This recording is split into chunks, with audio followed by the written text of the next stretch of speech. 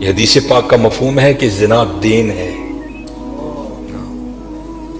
یاد رکھنا پتر، زنا دین ہے، واپس آئے گا ضرور. اس کی بیٹی کے ساتھ، اس کی بیوی کے ساتھ، اس کی بہن کے، یہاں تک لکھا ہے کہ اس کی دیوار کے ساتھ زنا کیا جائے گا، زنا واپس آئے گا. دھیان رکھیو پتر، اے او ٹویا جی جے کڈو گے تو کل کسی نہ کسی ساڈے نے بھی ضرور ڈگنا. دھیان کر لیں. اور مجھے میرے سیدی نے، کیونکہ میں ڈاکٹر بھی ہوں، حکیم بھی ہوں، لیکن میں پریکٹس نہیں کرتا، ایک دو سلسلے ہیں اللہ میرے اندر سے وہ نکال دے، اس دن اسی ذرا بہ جاؤں گی. پھر جب میں نے یہ دونوں کورس کر لیے تب مجھے سیدی نے بات سنائی. آپ فرمانے لگے کوئی بزرگ تھے، ساتھ حکمت بھی کرتے تھے. مریض آتے تھے ان کے پاس، وہ کوئی مریض آئی، نوجوان لڑکی تھی، جب انہوں نے نبض پکڑی نا تو شیطان تھوڑا سا غلبہ کر گیا، اور نبض پکڑتے ہوئے اندر تھوڑا سا غلط خیال آیا، لیکن ساتھ ہی رحمت ہو گئی. دھیان کرو، اللہ ویکھدا پی. نبض چھوڑ دی، نبض چھوڑ دی، بس خیال ہی گزرا. پہلے شیطان کی طرف سے آیا، دوسری اوپر سے مہربانی ہو. دھیان کر، علم یا علم بھی ان اللہ یرا، کیا تو نے نہ جانا کہ خدا دیکھ رہا؟ پتر کی کر دے ہو، ماں باپ آتے ہیں تو چینل بدل دیتے ہو، اور ایک دفعہ کہتے ہو حضور حاضر و ناظر ہیں، اور خیال نہیں آتا کہ حضور بیٹھے بھی دیکھ رہے ہیں کہ میں نیٹ پہ کیا دیکھ رہا ہوں. کیوں بھول جاتے ہو ہمارا اللہ بھی دیکھ رہا ہے کہ میں نیٹ پہ کیا دیکھ رہا ہوں. خیال گزرا، ساتھ ہی خیال، علم یا علم بھی ان اللہ یرا ربنا انک تعلم ما نخفی وما نعلن وما یخفی علی اللہ من شیء فی الارض ولا فی السماء. کوئی چیز ہاں زمین کے اوپر ہے، ہاں نیچے ہے، کوئی چیز بھی اللہ سے نہیں چھپی. خیال آیا، چھوڑ دی. لیکن جیسے میں نے کہا نا حضرت، دین ہے، ضرور گھوم کر آئے گا. تب گھروں میں ٹینکیاں شینکیاں نہیں ہوتی، تب جو ماشکی جس کو ہم ذاتی زبان میں کہتے ہیں، وہی گھروں میں پانی دینے آتے تھے. گھر ان کی بیوی تھی، وہ پانی دینے کے لیے آیا. ماشکی پانی بھر کے نا جب وہ جانے لگا نا تو اس نے ہاتھ پکڑ لیا ان کی بیوی کا. انہوں نے اتنے پھڑیا، ادھر ماشکی نے کار پھڑ لیا. وہ بیوی آگے سے ہاتھ چھڑا کر کہتی ہے، پتر کی ہو گئے. اس کو بھی خیال آیا، وہ روتا ہوا بھاگ گیا. اتنے وہ بھی بہ کے چنگا روئے دے، اکھاں لال کیتیاں، گھر مائی بھی بڑا روئی. ساری زندگی لنگ گئی ہے، بڈھے ویلے کی ہویا، انہیں کی ہاتھ پھڑ لیا. وہ بھی بڑا روئی ہے. حکیم ہوئی گھر آئے تے حکیم صاحب دی اکھاں سجی دی، ویکھیا تے گھر والی دی اکھاں سجی دی. انہیں پوچھا بھلی لوکے کی ہویا، کیوں روئی؟ انہوں نے کہا پہلے تسی دسو، تسی کیوں روئے؟ انہوں نے کہا بس اج ایک دھی آئی سی مینوں دکھان لئی، وہ نبض پھڑی، شیطان نے اندر گندگی پائی. لیکن نال ہی یاد آیا، اللہ ویکھدا پیا، میں چھڑ چھڑے. کہہ لگے بس ادھر تسی ادھر پھڑی، ادھی پھڑی، ادھر کار ماشکی نے میری پھڑ. دھیان کریو پتر، دھیان کریو. اج کسی دیاں تیاں نے، کل ساڈیاں تیاں نے بھی جوان. اج کسی لی چونک چ نہ کھلوئیو، اج کسی لی نہ کھلوئیو. اج تسی کھلوو گے، کل کو تاڈی بھی کھلوئے گا. بڑا دھیان کریو، بڑا دھیان. اپنی جوانی بڑی پاکیزہ رکھنی ہے، بڑی پاکیزہ. اور زنا سے بچنا ہے. یہ آگے علامہ صاحب اور میں تقریباً 1.5-2 گھنٹہ بیٹھ کر یہی روتے رہے حضرت کہ سانو اینج دا پھسایا ہے کہ اج زنا آسان اور نکاح انتہائی مشکل کر چھڑے. نکاح انتہائی مشکل کر چھڑے، انتہائی مشکل کر چھڑے. لیکن بچنا ہے پتر، بچنا. زنا ایک ایسا گندا گناہ ہے، میں نے حدیث مبارکہ پڑھی کہ اگر کسی سے یہ گناہ سرزد ہو گیا نا، اس نے معافی مانگی، اللہ نے اسے معاف کر دیا، لیکن پتہ پھر بھی اس کو سزا کیا ملے گی کہ جنت میں اللہ جل شانہ زانی سے کہیں گے کبھی تو میرے سامنے نہ آنا. زانی کو ہمیشہ کے لیے دیدار الہی سے محروم کر دیا جائے. اور آج بس اللہ اپنی حفاظت میں رکھے، بچ کے رہنا ہے، اس سے بڑا بچ. اپنی جوانیوں کو پاکیزہ رکھنا ہے، اپنی جوانیوں کو پاکیزہ رکھنا ہے. ہاں پھر دیکھو حضرت رنگ کیا لگتے ہیں، رنگ کیا لگتے ہیں، رنگ کیا لگتے ہیں. یہ سکندر 21 سال کی عمر اور 5 براعظم فاتح. زندگی نے ساتھ نہیں دیا، سانپ نے اس کو ڈس لیا تھا. اور ارسطو نے سکندر کا ٹریٹمنٹ کیا. جب ارسطو نے دیکھا نا کہ سکندر کا وجود اب نیلا پڑ رہا ہے تو وہ سمجھ گیا کہ زہر اب پورے وجود میں سرایت کر چکا ہے. اس نے وہاں سکندر کو کہا سکندر تو بچے گا نہیں، صرف چند گھڑیوں کا تو مہمان.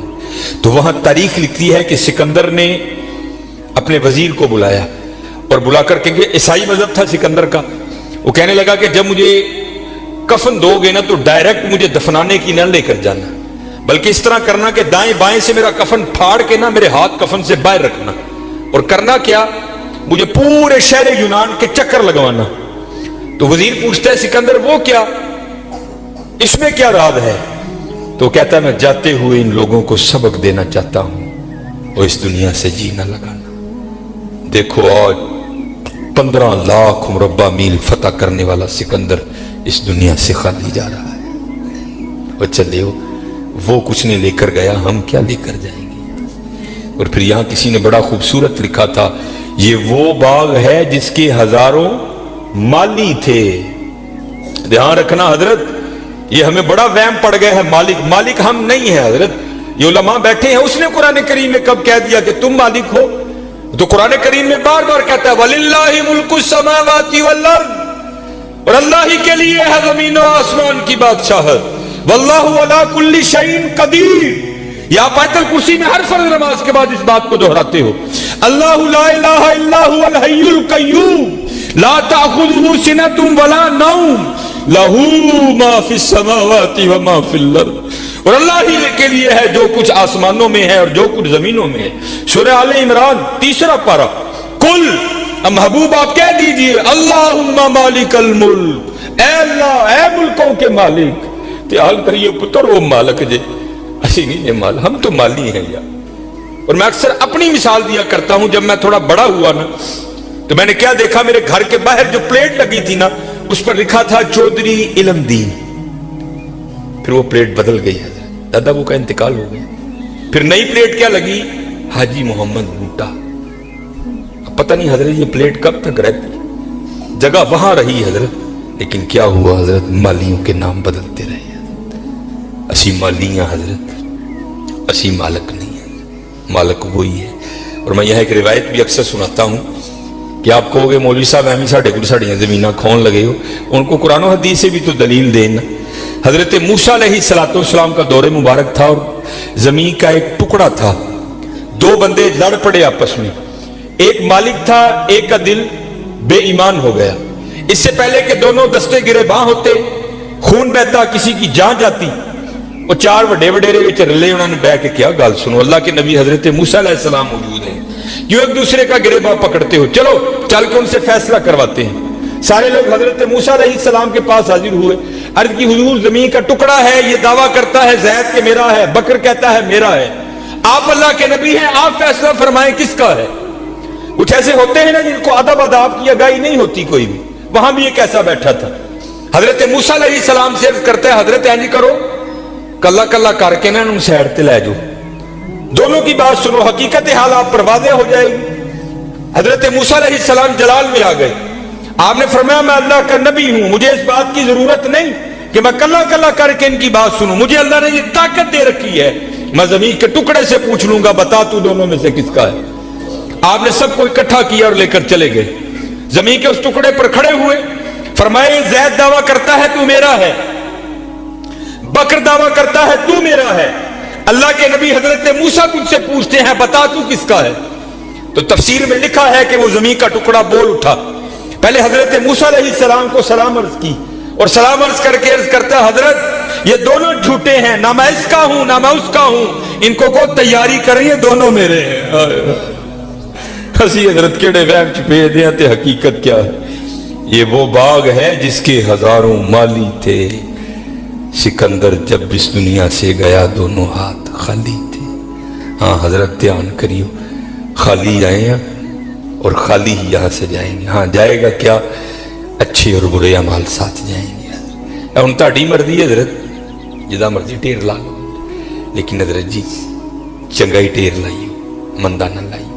یہ سیالکوٹ جاؤ تو آپ نے حکیم عبدالحی رحمۃ اللہ تعالی علیہ کا ڈیرا دیکھ رکھا ہے، یہ سٹی سینٹر کے تھوڑا سا آگے ہے، کتنی موقع کی جگہ ہے حضرت۔ ہم نے تو خیر نہیں دیکھا، لیکن میں نے وہ انجینئر دیکھے ہیں جنہوں نے حکیم صاحب سے کہا نا، انجینئر تھا، حکیم صاحب کا مرید ہوا تو اپنے پیر سے پیار تھا نا، تو عرض کرتے ہیں کہ حکیم خادم علی رحمۃ اللہ تعالی علیہ کہنے لگا کہ حکیم صاحب بڑی موقع دی جگہ ہے، سڑک دے اتے ਤੁਸੀਂ ਜੇ ਕਿਤੇ ਰੋਡ 'ਚ ਵੀ ਜਾ ਕੇ ਬਹੋਗੇ ਨਾ ਤੇ ਦੁਨੀਆ ਨੇ ਉੱਥੇ ਵੀ ਆ ਜਾਣਾ।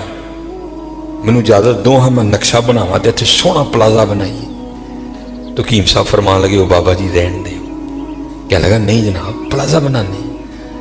आप फरमान लगे यार असी बना लेना ही लेकिन एक गल सुनी सी तां नहीं बनाया। वो कहते हजरत मशवरा करें ना शायद बात की हकीकत कुछ और हो। क्या बात सुनी है क्यों नहीं आपने बनाया। आप फरमान लगे यार असी सुने आए नाल नहीं लैके जान देंदे असी तां नहीं बनाया। कैसे लोग थे यार कितना तकवा था उन लोगों में। इस जानब तवज्जो ही नहीं की हजरत। तवज्जो की तो सिर्फ अल्लाह की तरफ की है। तवज्जो की तो सिर्फ हुजूर की गुलामी की जानिब की है। इस जानिब आए ही नहीं। और हजरत जो उसकी जानिब जाएगा ना दुनिया तो ऑटोमेटिक उसके पीछे आएगी। मौलाना रूम रहमतुल्लाह तआला ने बड़ी खूबसूरत मिसाल दिखी। बड़ी खूबसूरत मिसाल। आप फरमाते कोई बुजुर्ग बैठे थे उनके सामने से ना बंदा भागता हुआ गया अफयादा नसिया पे जाए। अगले दिन फिर बैठे थे फिर भागता हुआ गया। तीसरे दिन फिर बैठे थे फिर गया। चौथे दिन जब गुजरा ना आपने पकड़ लिया उसे। आपने फरमाया भैया तुझे क्या मुसीबत पड़ी है रोज तू इस वक्त भागता हुआ निकल जाता है उस जानिब। और करता है हुजूर मैं अपना साया फड़न दिया। आपने फरमाया फिर तू सारी जिंदगी नहीं पकड़ सकेगा। उसने कहा हुजूर वो क्यों। आपने फरमाया तूने कर दी है सूरज को कांड साया आ गया है तेरे आगे। अब सूरज को कंड करके जितना मर्जी भाग क्योंकि साया आगे है वो भागता रहेगा तो उसके पीछे भागता रहेगा पकड़ नहीं सकता। हाँ एक काम कर ले पकड़ फिर भी नहीं सकेगा लेकिन फिर ये होगा कि तू साये के पीछे नहीं भागेगा साया तेरे पीछे भागेगा। उन्हें की रो की आपने फड़कने का पासा पुआया और मुंह किया सूरज अल। फिर मैं सूरज अल दौड़ ला साया तेरे पीछे पीछे दौड़ेगा। ये मिसाल देकर मौलाना रूम कहते हैं तूने भी अल्लाह और अल्लाह के रसूल के दरबार से मुंह फेर लिया है और भाग रहा है दुनिया के पीछे। अब दुनिया आगे आगे तू पीछे पीछे। ओए हाँ भागना है तो दौड़ मदीना की तरफ लगा फिर दुनिया तेरे पीछे पीछे होगी तू आगे आगे हो गई। चलो लगाओ तो सही अल्लाह और अल्लाह के रसूल से लो फिर देखो तो सही दुनिया तुम्हारे पीछे आती है कि नहीं आती। मैं